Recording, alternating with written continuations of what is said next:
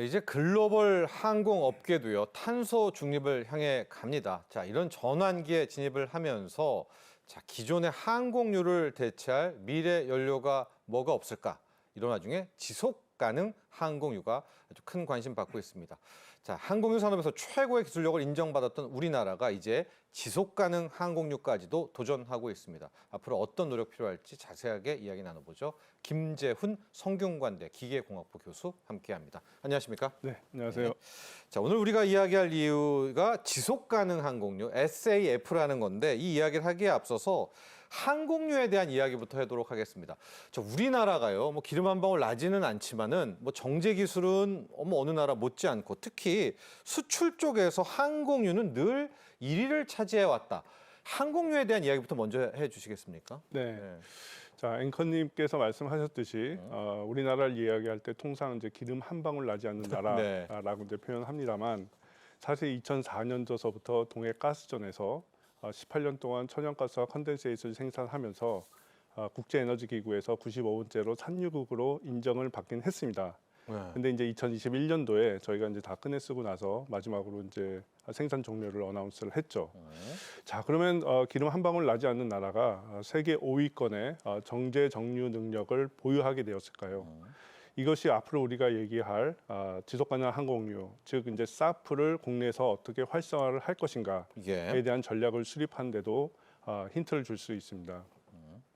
먼저 우리나라는 1960년도에 굉장히 강력한 정부 주도로 국내 정유 및 석유화 산업의 기반을 조성하였고 1970년대 우리가 두 번의 석유 파동이 있었습니다. 근데 이 석유 파동 때 대부분의 나라, 특히 이제 일본에서는 약간 좀 뒤로 물러나는 스탠스를 취했는데 우리나라는 굉장히 공격적으로 설비 확충을 위해서 노력을 했었고요. 또 그것들이 성공적으로 이행이 되면서 굉장히 많은 정유 능력을 보유하게 되었습니다. 1990년도에서는 사용처가 비교적 낮았던 우리가 중질유라고 불리우는 그런 이제 유분이 있는데 그런 일종의 이제 원유 찌꺼기입니다. 이 원유 찌꺼기를 가지고 일반 정유사들은 이제 활용처가 낮으니까 이거를 활용하지 못하다가 우리나라는 그거를 이제 고도화 능력이라고 얘기를 하는데 고도화를 통해서 다시 한번 이런 원유 찌꺼기를 재활용을 해서 고부 가치가 높은 그런 항공유로 재활용할 수 있는 그런 시설을 구축을 하게 됩니다. 따라서 지금 현재 우리나라 정유 컴플렉스에서 생산되는 정유 제품의 한 50% 이상은 우리가 수출하는 수출 효자 종목으로서 국내 정유 산업은 국내 경제력 향상에도 굉장히 많은 기여를 하고 있습니다. 자, 우리가 이제 항공유로 돌아가서요. 우리나라 항공유 산업은 어떻게 보면 굉장히 독특한 위치를 구축을 하고 있는데요. 국내에서 생산되는 항공유가 약 1,544만 톤, 이게 2023년 기준으로 1,543만 톤 중에 그 중에서 약 70% 이상을 수출하는, 그러니까 70% 이상은 약 1,000만 톤 규모입니다. 그걸 이제 해외에 수출하는 항공유 수출 1위 국가를 현재 그런 위상을 구축을 하고 있습니다. 우리나라에 이어서는 쿠웨이트나 인도, 중국이 뒤따르고 있고요. 특히 이제 미국 같은 경우에는 우리가 수출하는 항공유의 35% 이상을 수입하는 항공유 수입 1위 국가로서의 그런 위치를 차지하고 있고요. 이것 이외에도 우리가 이제 항공유를 수출하는 국가는 영국이나 네덜란드 내지는 독일 또는 뭐 프랑스, 그런 캐나다 이런 국가들로 수출을 하고 있습니다. 네. 전 세계 비행기가 이제 항공유가 비행기 기름 아니겠습니까? 3분의 1이 우리나라 이 한국산 항공유를 쓴다. 우리의 정제 기술이 이 정도로 아주 강합니까? 상당한데요, 경쟁력이? 네. 자, 우리 정제 기술이 강한 이유를 어느 한 가지로 설명을 할 수 없는데요. 제가 그걸 한 3가지 정도로 요약해서 정리를 해드리면, 자, 우리나라는 아까도 말씀드렸듯이 세계 최고 수준의 정제 능력을 보유를 하고 있습니다. 우리나라는 이제 4개의 4대 정유사가 있고요. 4대 정유사의 정제 능력을 합해 보면 전 세계 5위 규모로 우리가 연료 산업을 얘기를 할 때 연료 산업 한 가지 이제 에너지 산업이고요. 이 에너지 산업은 규모의 산업이기 때문에 우리가 규모가 크면 클수록 경쟁력을 갖추게 됩니다. 즉 우리가 1970년도에 두 번의 석유 파동이 있었을 때 물러나지 않고 굉장히 공격적으로 설비 투자를 한 게 그의 이제 성공 요인의 하나였고요. 두 번째는 아까도 말씀드렸듯이 굉장히 훌륭한 그런 이제 고도화 정제 능력을 갖고 있습니다. 이 고도화라는 걸 좀 더 설명을 드리면 우리가 이제 젖은 수건이 있지 않습니까? 네. 이 젖은 수건을 한번 짭니다. 짜서 나오는 물을 이용을 해요. 그다음에 그거를 인간의 힘으로 짤 수 없으니까 좀 더 고도화된 기계를 한 번 더 짭니다. 네. 그걸 또 한 번 더 짭니다. 네. 그러니까 우리나라는 3번을 짜서 그 짜서 나오는 애들을 갖다가 다 고부가치 항공유로 전환을 해서 그걸 이제 수출하는 수출까지. 네. 그런 이제 산업을 구축을 하고 있습니다. 세 번째는 우리나라가 생산하는 항공유의 품질입니다. 우리가 항공유를 얘기를 할 때 이 품질 기준이 굉장히 엄격하고요. 그거는 국제적으로도 굉장히 엄격한 기준에 있어서 판단을 하게 됩니다. 항공유의 품질 기준은 안정성이 가장 중요하고요. 그다음에 윤활성, 저온 유동성, 그다음에 그런 이제 냉각성 이런 것들이 다 만족이 돼야 우리가 이제 항공유를 수출할 수가 있고요. 우리나라 정유사들이 국제 항공사와 장기 공급 계약을 맺었다는 것은 우리나라 정유사의 그런 품질 기준이 국제 기준에 부합을 하고 그런 것들을 컨트롤할 수 있는 능력을 갖췄다는 것을 의미합니다. 네. 자, 여러분 저희가 오늘 이제 사프 지속 가능 항공유라는 걸 이야기하는 것도 결국 이 탄소 중립 때문입니다. 땅, 자동차 같은 경우에는 전기차가 있고요. 선박은 요즘에 LNG를 쓰는 걸로 이제 탄소 중립, 친환경으로 가고 있는데 비행기는 어떻게 이제 갈까? 비행기는 석유 없이는 항공유 없이는 못 나르니까 그냥 항공산업은 봐주자. 그런데 그게 아닌 거죠. 이 항공업계도 탄소 중립을 가야 되는 거 아닙니까? 네. 네. 자, 어느 분야나 탄소 중립은 굉장히 힘든 분야인 건 맞습니다. 하지만 항공 분야처럼 대안이 많이 존재하지 없죠? 않는 것도 네. 사실입니다. 예를 들어서 우리가 전기라고 하면 뭐 태양광 풍력을 이용을 해도 되고 그다음에 뭐 재처리 문제가 남아 있긴 하지만 원자력을 이용을 해도 됩니다. 그다음에 뭐 철강 산업 등에서 우리가 탄소 중립을 이루려면 재생 가능한 전기를 이용을 하거나 내지는 전기로 수소로 방식. 네. 이용을 해도 되고요.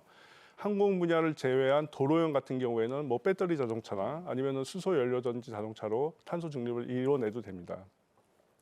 자, 많은 사람들이 이제 궁금해하시는 것 중에 하나가 항공 분야에도 배터리나 수소를 이용해도 되지 않냐? 2차 이렇게 전지는 날릴 수 있나요, 비행기? 네, 그래서 이제 그런 질문들을 많이 하시는데요.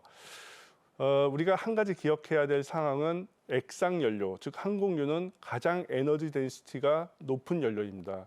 그럼에도 불구하고 우리가 서울에서 샌프란시스코를 간다고 예상을 했을 때 그 중에 40%가 항공유입니다. 네. 예, 그거를 만족할 수 있는 배터리나 수소 연료전지의 그 컨셉은 아직까지 나와 있지 현재 않고요. 기술론. 네. 우리가 예를 들어서 배터리로 나는 그런 비행기를 개발하고 싶다 그러면 좌석도 다 뜯어내고 네. 승객도 태우지 말고 짐도 태우지 말고 그 공간을 다 배터리로 채우면 가능할 수도 있겠습니다. 하지만 이제 그런 것들은 운송에 대한 의미가 더 이상 없어지게 되는 거죠. 네. LNG는 못 갑니까?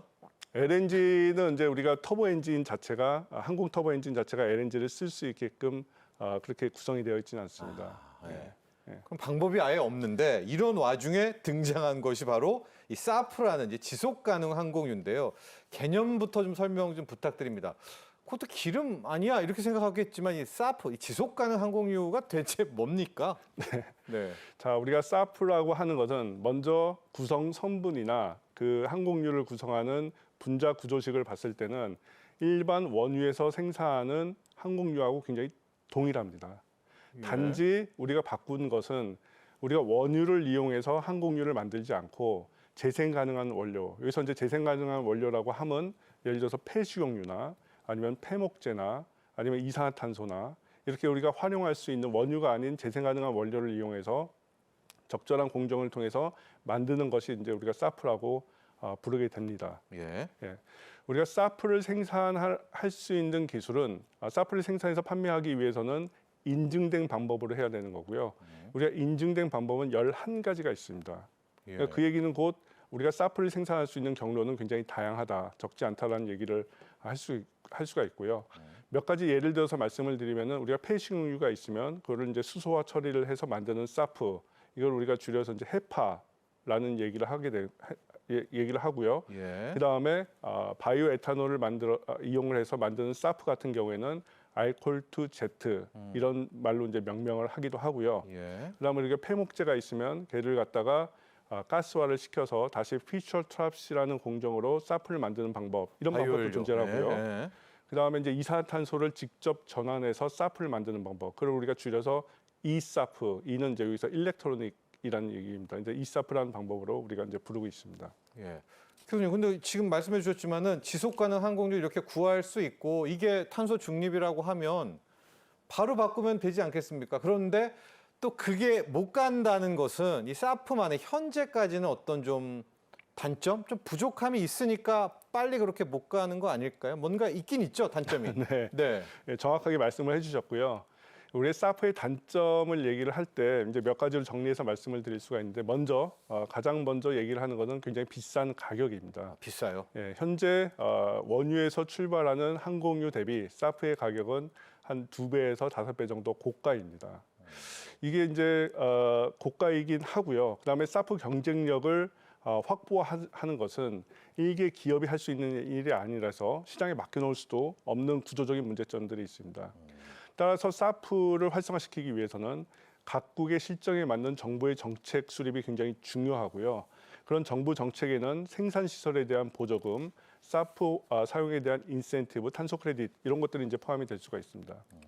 두 번째는 원료에 대한 한계입니다. 예. 우리가 예를 들어서 원유라고 하면 예를 들어서 가격 변동성은 좀 있지만 우리가 활용하고 싶은 원유의 양을 전량 다 수입은 할 수는 있습니다. 근데 사프 자체의 원료는 한계가 있습니다. 예를 들어서 가장 널리 사용되고 있는 사프의 원료가 폐식용유인데요. 최근 2, 3년 동안 사프에 대한 니즈가 증폭되면서 폐식용유 가격이 50% 이상, 리터당 1,000원에서 1,500원 정도 향상이 되었습니다. 예. 따라서 각국에서는 이런 원료에 대한 문제가 있기 때문에 이런 원료 다변화를 위해서 노력을 하게 되는 거고요.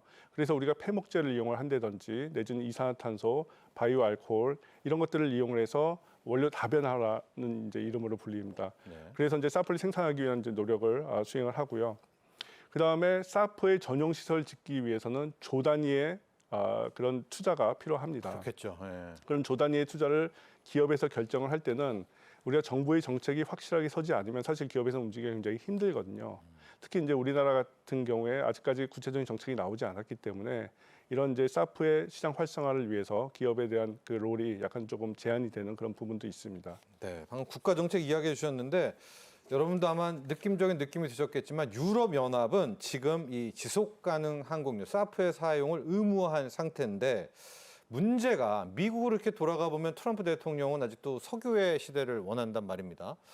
이러니까 시장의 성장성, 이 시장 전망이 좀 애매해지는 것 같거든요. 그럼 이 시장 전망을 어떻게 해야 되겠습니까? 미국이 안 움직인다면 우리가 막 먼저 몇 조 투자를 하기도 좀 그렇지 않겠습니까? 네.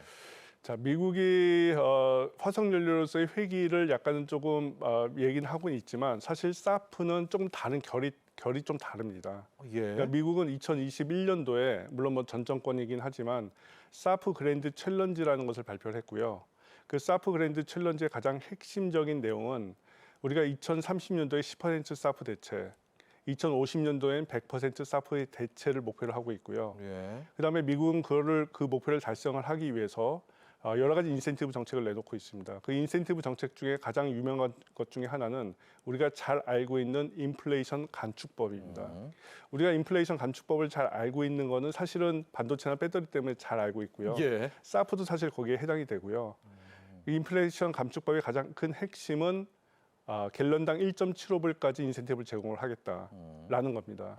이것 이외에도 미국은 범캘리포니아 지역만의 그런 사프에 대한 정책, 연방 정부의 리뉴어블 퓨얼 스탠다드라는 그런 정책들을 통해서 결론적으로만 말씀을 드리면 내가 그러니까 항공유를 만드는 업자라고 가정을 해봤을 때 원유를 수입해서 항공유를 생산하는 것보다 바이오매스를 이용해서 사프를 만드는 것이 더 이득이 남도록 하는 구조를 촘촘하게 설계를 하고 지금 현재도 이행을 하고 있습니다. OBBA 뭐 감세안 나왔지만 사프는 이 지속 가능 항공유는 안 건드렸나 봅니다. 사프는 아직까지 건드리지 않았었어요. 않고 있습니다. 예. 예. 자, 트럼프 유럽 같은 경우에는 아까도 말씀하셨듯이 이제 의무화 정책이고요. 네. 유럽은 2025년 올해 2% 의무화, 그다음에 이제 2030년도에는 6%에서 점차적으로 증가해서 2050년도에는 70% 의무화 정책을 수립을 했고요. 유럽 정책 중에 가장 특징적인 것 중에 하나는 이산화탄소를 전화해서 만드는 사프에 대한 하위 정책을 수립을 했다는 겁니다. 그래서 예를 들어서 2050년도에 70%의 사프 의무화 정책에서 그중에서 35% 이산탄소를 전환해서 만든 사프를 사용하게끔 그렇게 이제 의무화 정책을 수립을 했습니다. 네. 교수님, 근데 우리나라 이제 항공사들도 유럽 운항을 하지 않습니까? 당연히 거기 의무화고 지금 이미 쓰고 있는 거죠? 그럼 우리 항공사들도요? 이 지속 가능 항공유를? 자, 우리나라 같은 경우에는 아쉽게도 많이 늦춰지고 있는데요. 지금 현재 시범 운행 사업으로 1%의 사프를 섞어서 운항한 그런 이제 경험들은 시범 있습니다. 운영, 네. 네, 시범 운영이고요. 지금 현재 우리가 2027년도에 1% 사프 의무화 정책을 작년에 발표를 했고요.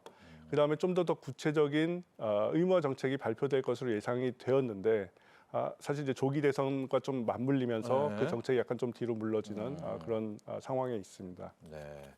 자, 그래서 원래는 하려다가 잠깐 멈칫하고 있는 이런 상황이다. 이렇게 정리해 볼 수가 있을 텐데 이제 지금부터가 중요합니다. 항공유에서는 우리나라가 자타공인 1위고요. 수출 1위인데 지속 가능 항공유 사프로 가보면 아쉽게도 1위는 아닌 것 같아요. 쟁쟁한 다른 기업들이 좀 있나 봅니다. 현재 지금 기업들 차원에서 사프 누가 지금 이끌어가고 있습니까? 네. 그 전 세계에는 사프의 상용 시설이 330개 정도가 존재를 하고요. 그 중에서 생산된 사프를 125개 공항에 공급을 하고 있고, 그다음에 500리터 이상의 사프가 공급 계약이 체결이 되어 있습니다.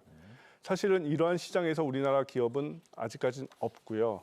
예. 현재 사프의 시장을 주도하고 있는 나라는 미국입니다. 미국은 전 세계 사프 생산 시설의 3분의 1을 보유를 하고 있고요. 트럼프와 무관하네요. 사프는요. 예.